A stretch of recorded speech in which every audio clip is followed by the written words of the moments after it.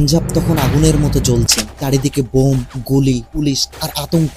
তার মধ্যে ঠিক পাঞ্জাবে এমন একটা ঘটনা ঘটে যায় যেটা শুধু পাঞ্জাবে নয়, পুরো ভারতকে সেই ঘটনা এখনো পর্যন্ত কাঁপিয়ে দিয়ে থাকে। যেটা ছিল একটা মাস্টার প্ল্যানের ব্যাংক ডাকাতি। হ্যাঁ, ঠিকই শুনছেন, এটা কোনো সিনেমা নয়, কোনো গল্প নয়, এটা সত্যের ঘটনা।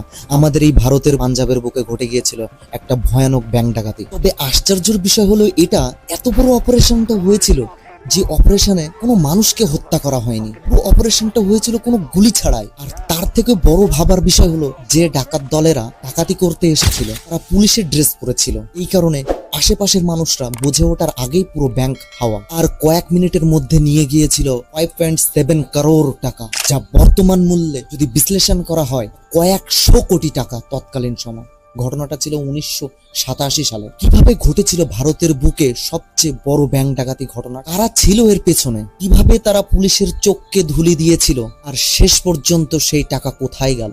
ভিডিওটা শেষ পর্যন্ত দেখো, কারণ শেষের তথ্যটা তোমাকে আরো রোমহর্ষ করে তুলবে, গ্যারান্টি। 1980-এর দশকে পাঞ্জাব মানেই ছিল ভয়। প্রতিটা মোড়ে চেকপোস্ট, এমনকি রাতে গুলির শব্দ। ফিলিস্তিন আন্দোলনে পুরো পাঞ্জাব তখন ছড়িয়ে পড়ছে। একদল জঙ্গি আলাদা দেশ চাইছে। সেই আন্দোলনের সবচেয়ে শক্তিশালী সংগঠন ছিল ফিলিস্তিন কমান্ডো ফোর্স, মানে কেসিএফ। এই সংগঠনটার দরকার ছিল প্রচুর পরিমাণ অর্থের, কারণ সে সময় যুদ্ধ করতে গেলে তো অস্ত্র কিনতে হবে। তো সেই ক্ষেত্রে তাদের প্রচুর টাকার প্রয়োজন ছিল। আর তখন তারা এমন একটা পরিকল্পনা করে যা শুনলে আজও মানুষ অবাক হয়ে যায়। 12 ফেব্রুয়ারি 1987 সাল। দিনটা ছিল সকালবেলা। লুধিয়ানা মিলারগঞ্জ এলাকায় পাঞ্জাব ন্যাশনাল ব্যাংকের শাখা সবে খুলছে। তখন কর্মচারীরা কাজ শুরু করেছে। কেউ ক্যাশ গুনছে, কেউ ফাইল সাজাচ্ছে। সবকিছু ছিল একদম স্বাভাবিক। আর ঠিক তখনই ব্যাংকের বাইরে এসে দাঁড়াচ্ছে কয়েকটি গাড়ি। গাড়ি থেকে নামলো একদল লোক। কিন্তু এখানে এক টুইস্ট, সবাই পুলিশের ইউনিফর্ম পরেছিল। কারোর হাতে রাইফেল, কারোর হাতে শটগান। ব্যাংকের গার্ড তাদেরকে দেখে একটু পরিমাণও সন্দেহ করে। পুলিশরা যেভাবে ঠিক আসে সেভাবেই তারা ব্যাংকের ভিতরে ঢুকছে। তো সেই ক্ষেত্রে এখানে তো সন্দেহ করার কোনো জায়গাই নেই। কিন্তু কয়েক সেকেন্ডের মধ্যে পুরো জায়গার দৃশ্য বদলে গেল। হঠাৎ ব্যাংকের ভেতরে আতঙ্ক। লোকগুলো ব্যাংকের ভেতরে ঢুকে প্রথমেই তারা গার্ডের দিকে যায়। তারা বলে অস্ত্র চেক করতে হবে। গার্ড কিছু বুঝে ওঠার আগেই তাদের বন্দুক কেড়ে নেওয়া হয়। তারপরে হঠাৎ করে ব্যাংকের ভেতরে চিৎকার শোনা যায়, কেউ জায়গা থেকে নড়বে না। মুহূর্তের মধ্যে পুরো ব্যাংক দখল হয়ে যায়। গ্রাহকদের মাটিতে বসিয়ে দেওয়া হয়, কর্মচারীদেরকে আলাদা করা হয় এবং ম্যানেজারের মাথায় বন্দুক ঠেকিয়ে বলা হয় ভল্ট খোল। সেই মুহূর্তে ব্যাংকের ভিতরে এমন এক নীরবতা নেমে আসে যে শুধু মানুষের নিঃশ্বাসের শব্দ শোনা যাচ্ছিল। তবে এটা কোনো হঠাৎ করা ডাকাতি ছিল না, সবকিছু কিন্তু আগে থেকেই পরিকল্পনা করা ছিল। ডাকাতরা জানতো কখন ব্যাংকে সবচেয়ে টাকা বেশি মজুদ থাকে, কোথায় ক্যাশ রাখা হয়, ব্যাংকের ভেতরে গার্ড কতজন আছে। তবে অনেক তদন্তে মনে করেছে যে ব্যাংকের ভেতরে যারা গার্ড বা ম্যানেজার বা অফিসাররা ছিল তারাই হয়তো এই ডাকাত দলের মধ্যে সামিল ছিল। নাহলে এত নিখুঁতভাবে কিভাবে ব্যাংকের ডিটেলস তারা জানতো? তারা খুব দ্রুত ভল্ট খুলিয়ে ফেলে। তারপরে শুরু হয় টাকা ভরার কাজ। বড় বড় ব্যাগের ভিতরে তখন ক্যাশ ভর্তি করা হচ্ছিল।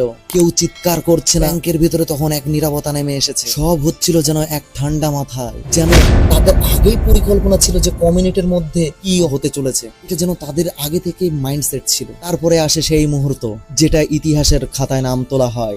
ব্যাংক থেকে লুট করা হয় 5,07,00,000 টাকা। 1987 সালে এই টাকার অ্যামাউন্টটা ছিল কল্পনার বাইরে। মানুষ তখন বিশ্বাসই করতে পারছিল না যে একটা ব্যাংক থেকে এত টাকা লুট হতে পারে। পরে জানা যায় ওই টাকার একটা অংশ রিজার্ভ ব্যাংকেরও ছিল। মানে এটা শুধু একটা ব্যাংক ডাকাতি ছিল না, এটা ছিল পুরো দেশের নিরাপত্তা ব্যবস্থার উপরে আঘাত। টাকা গাড়িতে তোলা হয়। সবকিছু শেষ হতে খুব বেশি সময় লাগেনি। তারপরে তারা যেভাবে এসেছিল ঠিক সেভাবে রিটার্ন নেয়। বাইরে বিন্দু পরিমাণও আওয়াজ যায়নি যে পাঞ্জাব ন্যাশনাল ব্যাংক থেকে এত কোটি টাকা লুট হয়ে গেল। মানুষেরা একটা মুহূর্তের জন্য বাইরে জানতে পারলো না। যখন পুলিশ ঘটনাটা জানতে পারে তখন অনেক দেরি হয়ে গেছে। পুরো লুধিয়ানাতে তখন খুব কঠোর চেকিং শুরু হয়। হাজার হাজার পুলিশ রাস্তায় নেমে পড়ে। খবরটা মুহূর্তের মধ্যে ছড়িয়ে পড়ে পুরো দেশে, টিভিতে, রেডিওতে, নিউজ পেপারে মাধ্যমে পুরো দেশে খবরটা ছড়িয়ে পড়ে। সব জায়গায় একটাই খবর, পুলিশের পোশাক পরে পাঞ্জাব ন্যাশনাল ব্যাংক থেকে 5,07,00,000 টাকা উধাও। তৎকালীন সময়ে এই টাকার অ্যামাউন্টটা এতটাই বেশি ছিল যে বর্তমান হিসেবে কয়েকশো কোটি টাকা দাঁড়িয়ে যায়। মানুষ হতবাক হয়ে গেছে, এত টাকা একটা ব্যাংক থেকে উধাও। পুলিশের তদন্তে উঠে আসে এক নাম, লাভ সিং, কেসিএফ এর এক নেতা। এসিএফ মানে কি বলেছে? ফিলিস্তিন কমান্ডো ফোর্স, যার লিডার ছিলেন লাভ সিং। তিনার নাম তদন্তে উঠে আসে সে খুব ঠান্ডা মাথার এবং অত্যন্ত পরিকল্পনাবিদ ছিলেন। এক কথায় তার ব্রেনে সবসময় মাস্টার মাইন্ডের প্ল্যান চলত। তার নেতৃত্বেই এই পুরো অপারেশনটা হয়েছিল। অনেকে এটা দাবি করেন তার উদ্দেশ্য ছিল শুধু টাকা লুট করা নয়, সেই টাকা দিয়ে অস্ত্র কেনা আর সেই সঙ্গে সঙ্গে জঙ্গি কার্যকলাপ চালানো। এই ঘটনাটা সিবিআই তদন্ত শুরু করা হয়। বহু বছর ধরে মামলা চলে, অনেককে গ্রেপ্তারও করা হয়, কেউ মারা যায়, কেউ পালিয়ে বেড়ায়। কিন্তু সবচেয়ে অবাক করা বিষয় হলো পুরো টাকার যে এত বড় অংশ, পুরোপুরিভাবে এত বড় অংশ উদ্ধার করা যায়নি। ভারতের ইতিহাসে একটা ভয়ানক এত বড় কঠিন এক টাকা কোথায় গেল আজ পর্যন্ত এর সঠিক রিপোর্ট এখনো পর্যন্ত আমাদের সামনে আসেনি। কেন আজ মানুষ এই ঘটনাটা পুরোপুরিভাবে ভুলতে পারে না? কারণ এই ঘটনাটা সবকিছুই ছিল থ্রিলার, ভয়, পুলিশের ইউনিফর্ম, জঙ্গি সংগঠন, কোটি কোটি টাকা আর সিনেমার মতো মাস্টার মাইন্ড প্ল্যান। কিন্তু এটা কোনো সিনেমা ছিল না, এটা ছিল বাস্তব। তৎকালীন সময় 1987 সালে লুধিয়ানার সেই আজগবি সকালের ইতিহাস এখনো পর্যন্ত আমাদের ভারতের ইতিহাসে ভয়ানকভাবে দাগ কেটে আছে। বন্ধুরা, তোমাদের কি মনে হয় এত বড় অপারেশনটা কি বাইরের ডাকাত দলদারি দ্বারা ওরা কি সম্ভব ছিল, নাকি সেই ব্যাংকেরই ভিতর থেকে তাদেরকে কেউ একজন সাহায্য করেছিল? এই প্রশ্নটা কিন্তু সামনে উঠে আসে।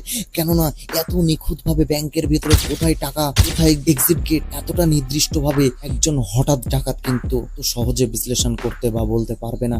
এর ভিতর থেকে আমার ব্যক্তিগত মতে মনে হয় কোনো একজন তাদের ভিতরে, ডাকাত দলের ভিতরে সামিল ছিল অবশ্যই। এটা তো আমার মতবাদ, তোমার মতবাদ কমেন্টে জানাও। আর এরকম সত্য, রহস্যময় ও রোমাঞ্চকর ঘটনা দেখার জন্য আমার এই চ্যানেলটাকে এখনই সাবস্ক্রাইব করো আর পাশে থাকা বেল আইকনটিকে প্রেস করে দাও, যাতে পরবর্তী এরকম ধরনের থ্রিলার ইতিহাস নিয়ে আবার তোমাদের সামনে প্রেজেন্ট হতে পারি। আর হ্যাঁ, সাবস্ক্রাইব করতে বলো না কিন্তু। তো চলো, জয় হিন্দ।